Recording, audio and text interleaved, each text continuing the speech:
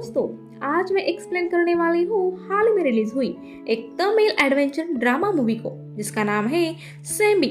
इस मूवी के अंदर कोई भूत प्रेत नहीं है, लेकिन हाँ, जो कुछ भी है वो काफी डरावना और रियल है। तो चलिए ज्यादा देर न करते हुए हम बढ़ते हैं सीधे मूवी की तरफ। तो मूवी की शुरुआत में हमें एक बस एक्सीडेंट दिखाया जाता है और उसी बस का ड्राइवर अम्बू हमें सैम्बी और उसकी दादी की कहानी सुनाता है। और इसके बाद कहानी सीधे पास्ट में चली जाती है और हमें तमिलनाडु के एक छोटे से गांव पुलियार का सीन दिखाते हैं, जहां सेम्बी नाम की एक 10 साल की बच्ची अपनी दादी वीराताई के साथ खुशी खुशी रहा करती थी। अब बात करें सेम्बी की, तो उसके माँ बाप गुजर चुके थे, इसलिए अब वीराताई पर ही सेम्बी की और घर चलाने की जिम्मेदारी थी, जिसके लिए वो नेचुरल चीजों का इस्तेमाल किया करती थी, जिसके लिए वीराताई मधुमक्खी के छत्ते से शहद निकाला करती थी और सेम्बी उसे पास के ही शहर में जाकर बेच दिया करती। और इस तरह से जो पैसे आते थे उसे वीराताई सेम्बी की पढ़ाई में इस्तेमाल किया करती थी। सब कुछ अच्छा चल रहा था। ऐसे ही एक दिन वीराताई मधुमक्खी के छत्ते से शहद निकालकर सेम्बी को बेचने के लिए दे देती है, पर इस बार सेम्बी को झाड़ियों वाला एक शॉर्टकट रास्ते से जाने के लिए बोलती है, क्योंकि वो नहीं चाहती थी कि सैम्बी को लंबा चलना पड़े।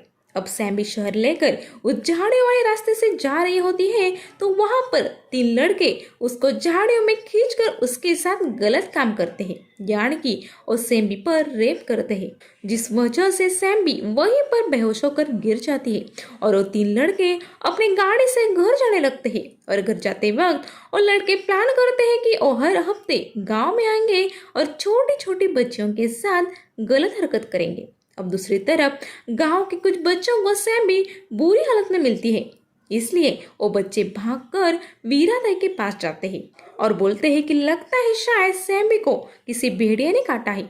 और जो ये लड़के थे वो भी किसी भेड़ियों से कम नहीं थे। जिसके बाद वीराताई भागती है और सैम्बी को डॉक्टर के पास लेकर जाती है, जिसके बाद डॉक्टर सैम्बी को चेक करते हैं और चेक करने के बाद वीराताई को बताते हैं कि सैम्बी के साथ 3-4 लोगों ने मिलकर गलत हरकत की है। जिसको सुनकर वीराताई को बहुत बड़ा झटका लगता है और वो अपनी किस्मत पर रोने लगती है। उसके बाद हॉस्पिटल वाले सैम्बी के बारे में पुलिस को इन्फॉर्म भी कर देते हैं। अब रूल्स के मुताबिक एक केस उस एरिया के लेडी ऑफिसर के पास जाना चाहिए था, लेकिन वहां की लेडी ऑफिसर मैटरनिटी लीव की वजह से प्रेजेंट नहीं होती और बाकी पुलिस ऑफिसर भी सीएम के चुनाव में बिजी होते हैं। इसलिए डीएसपी मैरी इस केस को ऑफिसर मणि को सौंप देती है, जिसके बाद ऑफिसर मणि वीराताई को मिलकर दिलासा देते हैं कि मैं जल्द से जल्द उन दरिंदों को ढूंढ लूंगा। अब अगले दिन मणि उसी क्राइम स्पॉट पर पहुंचकर सारे सबूतों को इकट्ठा करता है और साथ ही उसे वहां पर लगा हुआ कैमरा भी नजर आता है, जो अक्सर ऐसे एरियाज में टाइगर्स को कैप्चर करने के लिए लगाए जाते हैं। इसके बाद उस कैमरा के फुटेज निकालने के ऑर्डर्स देता है। अब मीडिया में भी सैम्बी के साथ हुए इस दरिंदगी की खबर फैल जाती है। अब वही दूसरी तरफ 2 दिन बीतने के बाद हॉस्पिटल के अंदर सैम्बी को होश आता है, लेकिन वो इतनी ज्यादा दर्द में होती है कि उससे उठा भी नहीं जाता। इसे देखकर वीराताई बहुत ज्यादा रोती है। ऐसे ही कुछ दिन वीराताई हॉस्पिटल में रहकर सैम्बी का ख्याल रखने लगती है और इसी बीच वीराताई ऑफिसर मणि से कई बार मिलती रहती और उससे केस की अपडेट्स लेती रहती। और ऑफिसर मणि उसे बोलता है कि 2 दिनों में कैमरा के फुटेज आ जाएंगे और हम उन गुनहगारों को पकड़ लेंगे, पर 2 दिनों के बाद भी फुटेज नहीं आती, क्योंकि ये तो हम जानते हैं कि सरकारी कामों में वक्त लगता है। और फिर ऐसे ही कुछ दिन बीत जाते हैं जहां पर हमें देखते हैं कि सैम्बी अब बिना सहारे की चल पा रही थी, इसलिए उसकी दादी उसको लेकर अपने घर चली जाती है। मीनवाइल ऑफिसर मणि के पास में कैमरा की फुटेज आ जाती है। अब इसी कहानी का हम एक दूसरा पहलू देखते हैं, जहां पर सीएम के इलेक्शन में खड़े हुए अपोजिशन पार्टी के हेड पॉलिटिशियन सैम्बी के मैटर को अपना मुद्दा बना लेते हैं और जनता को बोलते हैं कि उन्होंने उसको सीएम बना दिया तो वो सैम्बी को जस्टिस दिलवा देगा। इसके बाद अगले सीन में हमें पता चलता है कि जिन 3 लड़कों ने सैम्बी के साथ गलत हरकत की थी, उनमें से जो मेन लड़का है जिसका नाम मतिवेंदा है, तो अपोजिशन पार्टी के उसी हेड पॉलिटिशियन का बेटा है। और बाकी के 2 लड़के उसके ही दोस्त थे, यानी कि बाप जनता का सपोर्ट पाने के लिए सैम्बी को जस्टिस देने की बात कर रहा था। लेकिन दूसरी तरफ उसका ही बेटा सैम्बी की लाइफ बर्बाद करके मौत से घूम रहा था। जिसके बाद ऑफिसर मणि मतिविंदा को कॉल करके बोलता है कि उसके पास उनके क्राइम की वीडियो फुटेज है। ये सुनकर वो तीनों लड़के टेंशन में आ जाते हैं। अब मतिविंदा अपने अंकल को सारी सच्चाई बता देता है, जिसके बाद अंकल मणि को 3 करोड़ देकर केस को क्लोज करने के बारे में बोलता है। अब अगला सीन वीराताई के घर का होता है, जहां पर मणि वहां पहुंचता है और उन्हें प्यार से समझाता है कि अगर क्रिमिनल्स मिल भी गए तो भी कोर्ट कचहरी के चक्कर में आपकी पूरी जिंदगी निकल जाएगी, लेकिन फिर भी इंसाफ नहीं मिलेगा, इसलिए आप 50,000 लेकर केस वापस ले लो।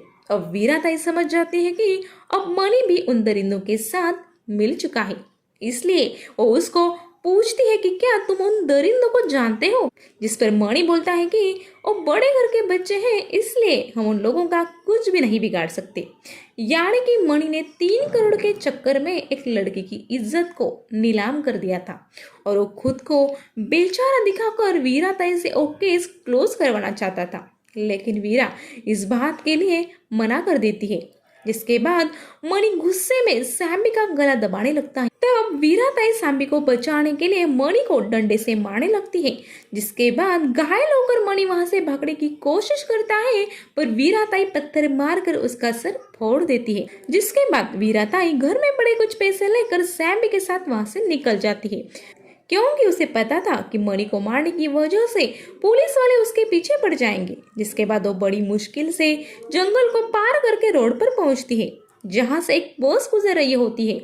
जिसके बाद वीराताई फटाफट बस में चढ़ जाती है और लास्ट स्टॉप का टिकट लेती है, और ये वही बस होती है जिस बस का कंडक्टर अंबू वीराताई और सैम्बी की कहानी हम दर्शकों को बता रहा होता है। दूसरी तरफ जब डीएसपी मैरी को मणि के हालात के बारे में पता चलता है, तो वो शहर में चारों तरफ अपनी टीम को फैला देते हैं ताकि वीराताई को पकड़ा जा सके, लेकिन उसको भी असलियत के बारे में अभी नहीं पता था। इधर वीराताई की बस अगले स्टॉप पर पहुंच जाती है, जहां पर कुछ कॉलेज स्टूडेंट सैम्बी के सपोर्ट में धरना दे रहे होते हैं, और फिर यहीं पर एक पुलिस वाला वीराताई की तलाश में बस में चढ़ जाता है, लेकिन वो वीराताई को पहचानने के बाद भी उसको नहीं पकड़ता, क्योंकि एक मणि का जूनियर होता है और उसे पूरी सच्चाई पता होती है। जिसके बाद बस आगे बढ़ती है और बस में बैठे लोग सैम्बी के मैटर के बारे में बात करने लगते हैं। बस में बैठा एक ग्रीन शर्ट वाला आदमी बोलता है कि चाहे कितना भी धरना दे दो, पर सरकार को कुछ भी फर्क नहीं पड़ने वाला। जिस पर एक अनजान आदमी बोलता है कि धरना नहीं देंगे तो गवर्नमेंट को कोई भी फर्क नहीं पड़ेगा, और ये अनजान व्यक्ति प्रोफेशन से लॉयर होता है, इसलिए हम उसे लॉयर ही बोलेंगे। इसके अलावा बस में एक कांस्टेबल भी होता है, पर आगे बैठने की वजह से वो वीराताई को देख नहीं पाता। और इसके अलावा बस के अंदर एक यूट्यूबर भी होता है जो पूरे टाइम लाइव रहता है। उसके बाद बस आगे बढ़ती है और बस के अंदर बैठा एक लोकल पॉलिटिशियन बोलता है कि सैम्बी और उसकी दादी ने पैसों के लिए सब नाटक किया है। जिस पर लॉयर और बस में बैठी औरत एक ट्रिक करके उससे सच निकलवा लेते हैं। वो जानबूझकर सैम्बी के बारे में झूठी बात फैला रहा था ताकि विपक्ष के पॉलिटिशियन की बदनामी हो। जिसके बाद बस में बैठे सभी लोग उसके अगेंस्ट खड़े हो जाते हैं और सैम्बी के सपोर्ट में बातें करने लगते हैं। तभी लॉयर की नजर सैम्बी पर पड़ती है, जो डर की वजह से रो रही होती है, जिसको देखकर लॉयर को सैम्बी की सच्चाई का अंदाजा लग जाता है। इसलिए लॉयर सैम्बी को शांत करने के लिए इशारों ही इशारों में सैम्बी से दोस्ती कर लेता है।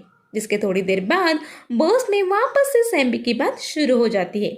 बस में बैठे सभी लोग सैम्बी के सपोर्ट में ही बात कर रहे होते हैं, जिस वजह से बस में बैठा कांस्टेबल भड़क जाता है और वो वीराताई और सैम्बी के बारे में काफी झूठी और गलत बातें बोलता है, जो सुनकर वीराताई के दिल को काफी चोट पहुंचती है। और फिर वो सभी पैसेंजर्स के सामने आ जाती है और सभी पैसेंजर्स के सामने अपनी सच्चाई को रिवील करती है।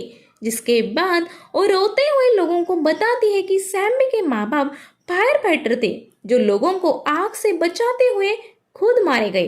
जिसके बाद सैम्बी को अच्छे से पालने की जिम्मेदारी उसके ऊपर आ गई थी, लेकिन डॉक्टर ने बोला है कि अब सैम्बी कभी भी मां नहीं बन पाएगी, यानी कि उसका वंश अब कभी भी आगे नहीं बढ़ेगा।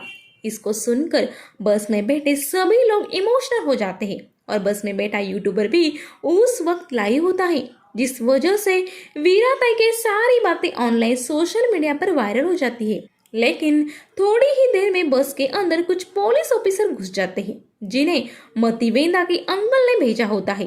ये लोग वीराताई और सैम्बी को बस से उतारने की कोशिश करते हैं, लेकिन वो फेक पुलिस ऑफिसर्स होते हैं, जिन्हें लॉयर उनकी फेक यूनिफॉर्म से पहचान लेता है। बेसिकली वो भाड़े के गुंडे होते हैं। जिसके बाद बस के सभी पैसेंजर्स उन्हें मारकर भगा देते हैं। जिसके बाद सभी पैसेंजर्स वीराताई और सैम्बी की केयर करने लगते हैं, जो बस में बैठे कांस्टेबल को बिल्कुल भी अच्छा नहीं लग रहा था, इसलिए वो चिल्लाने लगता है। जिसके बाद कंडक्टर अम्बू बीच रास्ते में ही उस कांस्टेबल को बस से उतार देता है। जिसके बाद अम्बू उस लॉयर से पूछता है कि वो फेक पुलिस वाले बच्ची को ले जाना क्यों चाहते थे, जिस पर लॉयर बताने लगता है कि हमारे भारत के संविधान में ऐसे क्रिमिनल्स के लिए एक बेहद सख्त कानून है, जिसका नाम है पॉक्सो एक्ट, और ये एक्ट 2012 का है, जिसकी फुल फॉर्म है protection of children against sexual offence. इसके अकॉर्डिंग अगर विक्टिम बच्चे ने अपनी आंखों से गुनहगार को देखा, पहचान लिया और जज को उसका बयान जेन्युइन लगा, तो बिना किसी सबूत के क्रिमिनल को कम से कम 10 साल की जेल या मृत्युदंड दिया जाएगा। इसके बाद लॉयर ऑनलाइन ही इस एक्ट के तहत सैम्बी की केस को फाइल कर देता है और थोड़ी देर बाद ही कोर्ट के जो जज होते हैं वो लॉयर को वीडियो कॉल करते हैं। फिर सैम्बी वीडियो कॉल पर ही अपने साथ हुए सारे हादसे को जज को बता देती है। उसके थोड़ी देर बाद ही इनके बस के पास से ही उसी अपोजिशन वाले पॉलिटिशियन की रैली हो रही थी। उसकी फोटो देखकर सैम्बी को याद आता है कि उन तीनों लड़कों के गाड़ी पर भी सेम फोटो लगी हुई थी। इसको सुनकर लॉयर को याद आता है कि वीराताई ने बताया था कि वो क्रिमिनल्स किसी बड़े घर के बच्चे हैं। इसलिए लॉयर फेसबुक पर उसी पॉलिटिशियन के बच्चे और उसके फ्रेंड्स की फोटो निकालता है, जिसे देखकर सैम्बी काफी ज्यादा डर जाती है, जिससे सबको पता चलता है कि यही लोग क्रिमिनल्स हैं। इसके बाद लॉयर इस बात को जज को बता देता है और इसके बाद इन तीनों लड़कों को अपनी साइड रखने के लिए कोर्ट में बुलाया जाता है और ये सारी बातें यूट्यूबर ने लाइव रिकॉर्ड भी की थी। अब उसके बाद मतिवेंदा के अंकल ने भेजे हुए गुंडे बस के ऊपर चढ़कर बस में एंटर करने की कोशिश करते हैं, लेकिन ये पॉसिबल नहीं होता। इसलिए वो गुंडे इस पूरे बस को ही खाई में धकेलने के बारे में सोचते हैं। तभी इनके बस के सामने से उन्हीं कॉलेज स्टूडेंट की बस जा रही होती है, जो सैम्बी के सपोर्ट में खड़े थे।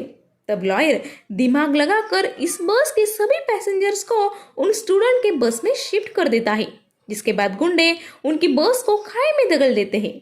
और दोस्तों, ये वही सीन है जो हमने मूवी की शुरुआत में देखा था, जिसके बाद मीडिया में बस एक्सीडेंट की खबर फैल जाती है और सबको लगता है कि सैम्बी और उसकी दादी खत्म हो गई। लेकिन थोड़ी देर बाद ही मीडिया में ये भी खबर फैल जाती है कि अपोजिशन पार्टी के पॉलिटिशियन के बेटे मतिवेंदा और उसके दोस्त ही असली क्रिमिनल्स है। इसको सुनकर उस पॉलिटिशियन के होश उड़ जाते हैं। जिसके बाद अगले दिन कोर्ट में सुनवाई होती है, जिसके बाद पॉलिटिशियन के साइड का लॉयर ढेर सारे फेक सबूत पेश करता है, जैसे कि जिस दिन घटना हुई उस दिन ये लोग किसी और लोकेशन पर थे और वो फेक डीएनए रिपोर्ट भी पेश करता है। जिसके बाद सैम्बी का लॉयर बोलता है कि उसके पास सबूत मिटाने के कई सबूत है, जैसे कि क्राइम स्पॉट पर टाइगर सेंसर कैमरा से ली गई वीडियो फुटेज गायब है। इसके अलावा क्राइम वाले दिन तीनों लड़कों की लोकेशन हिस्ट्री भी गायब है। लेकिन फिर भी जज इसको कोई भी ठोस सबूत नहीं मानता। इसके बाद लॉयर सैम्बी और उन क्रिमिनल्स के बीच के पर्दे को हटा देता है। जिसके बाद सैम्बी उन तीनों लड़कों को देखते ही काफी डर जाती है और रोने लगती है, जिसे देखकर जज समझ जाते हैं कि ये तीनों लड़के असली गुनहगार हैं। इसलिए जज उन तीनों लड़कों को आजीवन कारावास की सजा सुनाते हैं। जिसके बाद वीराताई उस लॉयर से उसकी फीस पूछती है। तब वो लॉयर सैम्बी के एक प्यारी सी किस लेकर ये बोलता है कि यही उसकी फीस है। इसके बाद सैम्बी अपनी दादी के साथ घर जाने लगती है। तभी उन्हें याद आता है कि उन्हें तो लॉयर का नाम भी नहीं पता। इसलिए वीराताई और सैम्बी भागकर लॉयर से उसका नाम पूछने के लिए जाते हैं, लेकिन तब तक लॉयर वहां से जा चुका था।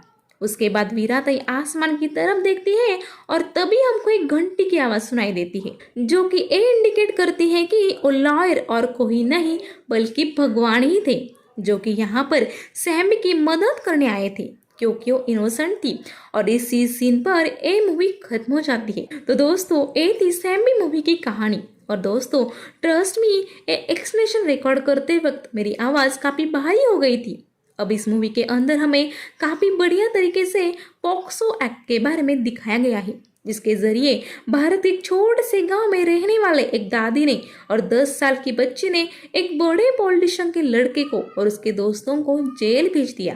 तो दोस्तों ये थी पॉक्सो बेस्ड मूवी जो काफ़ी पावरफुल एक्ट है। उम्मीद करती हूँ कि इसमें से आपको कुछ नया जानने के लिए मिला होगा तो वीडियो को लाइक कर दीजिए और चैनल पर नए हैं तो सब्सक्राइब भी कर दीजिए। वक्त हुआ है आज से विदा लेने का। Good bye.